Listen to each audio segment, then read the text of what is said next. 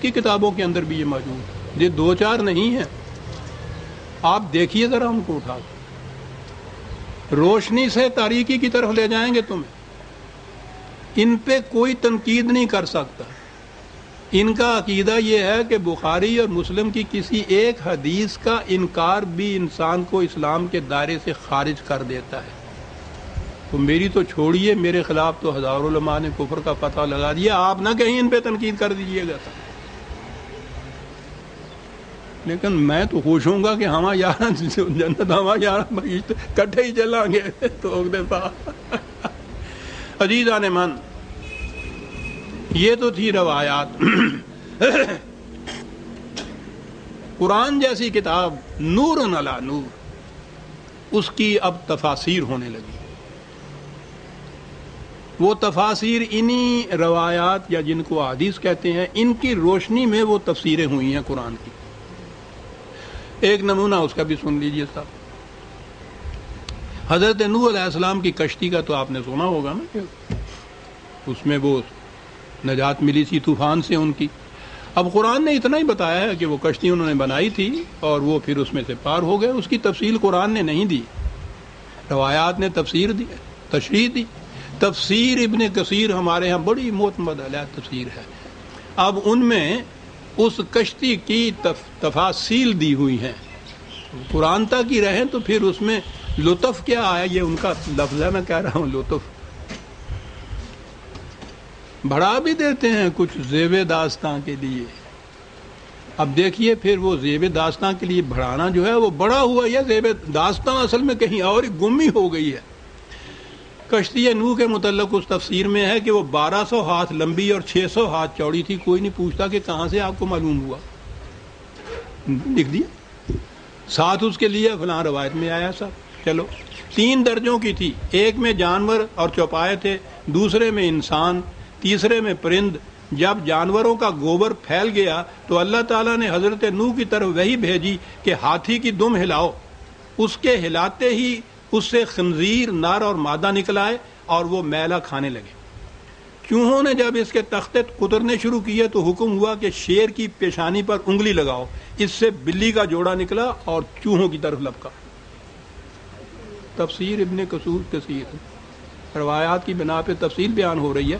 کہتے ہیں قرآن تو مجمل ہے نا، تفصیل نہیں اس میں دی ہوئی، تفصیل اس کی اس میں ملتی ہے. قرآن نے کشتی کا ذکر کر دیا، یہ کچھ بتایا ہی نہیں ہے، یہ کچھ بتایا جا رہا ہے. کشتی میں جو مخلوق سوار ہوئی تھی اس کے متعلق بھی تفصیل دی گئی.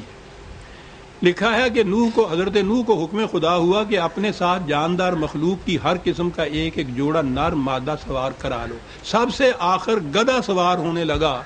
غور سے سنیے گا، گدھا سوار ہونے لگا تو ابلیس اس کی دم کے ساتھ لٹک گیا.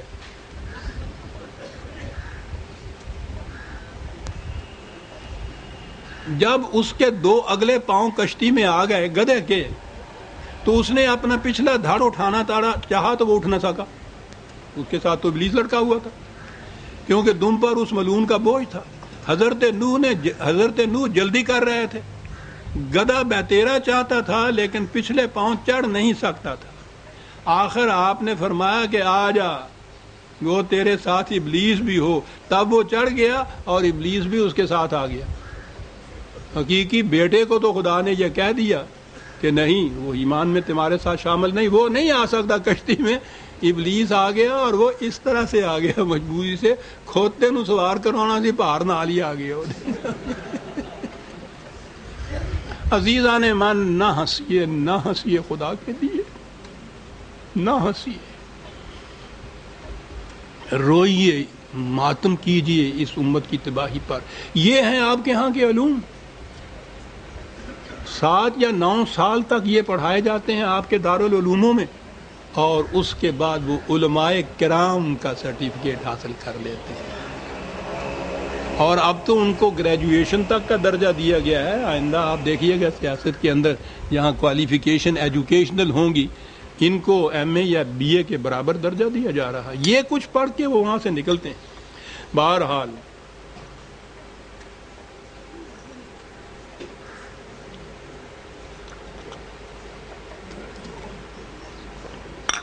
تیرہ 1300 سال سے امت اسی تاریخ میں چلی آ رہی تھی. کسی جگہ کوئی روشنی کی کرن نہیں تھی. ہندوستان میں 1857 کی وہ جنگ آزادی کے بعد مسلمانوں کی حالت اور بھی زیادہ کچلی ہوئی ہو گئی تھی صاحب. زندگی کی کوئی رمق باقی نظر نہیں آتی تھی. معلوم نہیں فطرت کو ہمارا زندہ رکھنا کیوں مقصود تھا.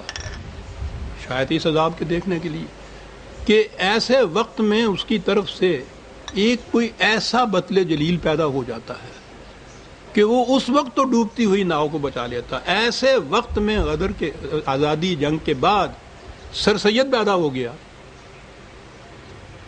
کیفیت کیا تھی؟ کمشنر کے دفتر کے اندر صدر و صدور کا ایک منشی یا محرر یا کلرک یا یہ سمجھ لیجیے.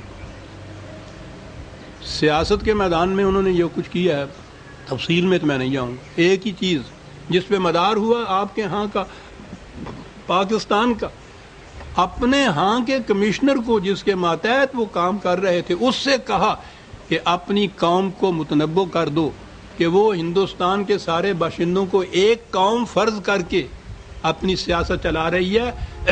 ہم تو ڈوبیں گے، وہ بھی ساتھ ڈوب جائیں گے اگر اس کو انہوں نے نہ بدلا. یاد رکھو، ان سے کہو کہ ہندو اور مسلمان دو مستقل الگ الگ قومیں ہیں، اس اعتبار سے ان کے ساتھ برتاؤ کرو گے تو تمہاری بچت ہوگی. اندازہ لگائیے کس دور میں کیا کہہ رہا ہے یہ شخص. یہ تو چھوڑ دیجیے. اس نے دیکھا کہ مسلمانوں کے زوال کا باعث یہی کہ قرآن کا یہ شعبہ سارا،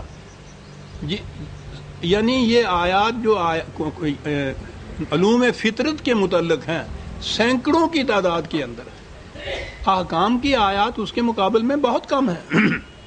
انہوں نے کہا کہ مسلمان نے اس کو نگلیکٹ کیا اور اس وجہ سے یہ صورت اس کی پیدا ہو. اس نے توجہ دلانا چاہا، قوم کی توجہ دلانی چاہیے اس طرف.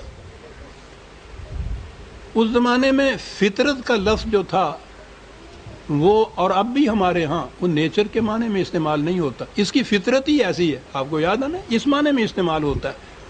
وہ اگر کائنات کی فطرت کی قوتیں کہتے تو بات سمجھ میں نہ آتی.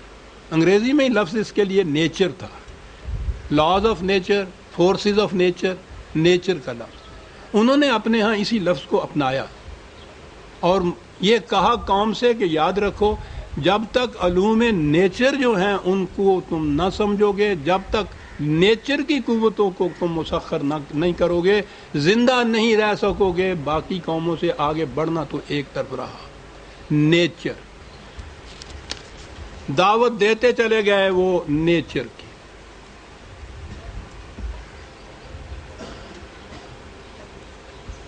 اب ظاہر ہے کہ جو شخص روشنی کی طرف دعوت دے، یہ جن کو تاریکیاں ہی پسند ہیں، روشنی میں آنکھ نہیں کھلتی، وہ اس کی مخالفت نہیں کریں.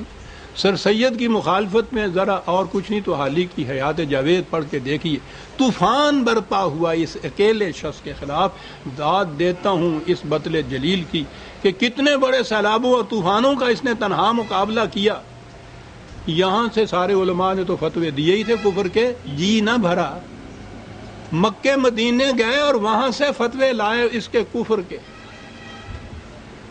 اور وہاں کے علماء سے لکھوا لائے کہ یہاں کی حکومت کو چاہیے کہ اس کے خلاف ایکشن لے. وہ تو ہماری خوش قسمتی تھی کہ اس میں وہ شخص بات کیا.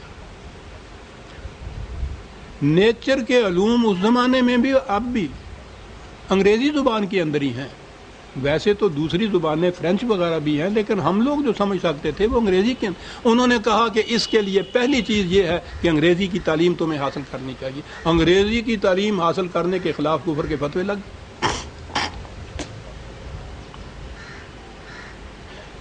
اب اس کے خلاف کفر کا فتویٰ لگانا ہے، جس کے خلاف لگانا ہوتا ہے نا، پہلے کہتے ہیں کہ یہ اس فرقے کا بانی ہے، پھر اس فرقے کے خلاف وہ کفر کا فتویٰ لگتا ہے. سر سید تو فرقہ بندی کے خلاف تھا، کسی فرقے سے متعلق ہی نہیں تھا. کہا کہ یہ نیچری ہے. آپ لٹریچر اٹھائیے اس زمانے کا، فتووں میں دیکھیے یہ لکھا ہوا کہ یہ نیچری ہے اس لیے کافر ہے. اور پھر جس نے بھی کوئی عقل و فکر کی بات کی کہا یہ بھی نیچری ہے. تو نیچری جو تھے وہ کافر ہو گئے. آج بھی ذرا آپ کہیں عقل و فکر کی بات کیجیے، وہ کہتا ہے یہ پرویزی ہے